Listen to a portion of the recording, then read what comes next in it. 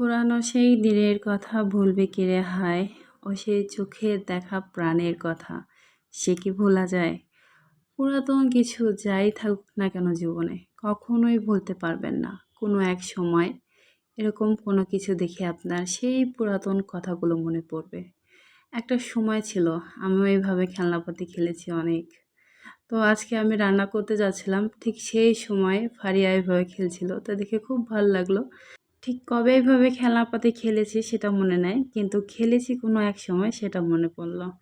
যাই হোক, এখানে হচ্ছে সুমাইয়া হচ্ছে একটা বাবুকে নিয়ে আছে, তো রাফসান বাবুটাকে নিতে চাইলো কিন্তু কোলে আসলো না। আর এগুলো হচ্ছে কোরবানির খাসি। আর গরুগুলো এখনও আনা হয়নি, কারণ হচ্ছে বাড়ির পাশেই কিনা হয়েছে।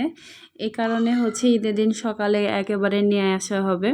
এখানে হচ্ছে ঈদের মেহেদি দেওয়া হচ্ছে, কে কী ডিজাইন নেবে মোবাইল থেকে দেখে সব দিয়ে দিচ্ছে। কারো কারো মাঝে আল্লাহ এভাবেই আসলে শক্তি দেয়। আমিও দেখেছি আমার বড় বোন আমাদেরকে মেহেদি দিয়ে দিত এভাবে। আজকে এই না হলো 10 থেকে 12 জনকে মেহেদি দিয়ে দিবে। তো আমি ভাবছি যে আসলে ধৈর্য কি, মানে আল্লাহ এরকম কাউকে একটু করে ধৈর্য দিয়ে দেয় যে ছোট বাচ্চাদের মুখে হাসি ফোটানোর জন্য। যাই হোক, মেহেদি দেওয়া কিন্তু হাতটা খুবই ভালো, দেখেই বুঝতে পারছেন ডিজাইনটা মাশাল্লাহ অনেক সুন্দর হয়েছে।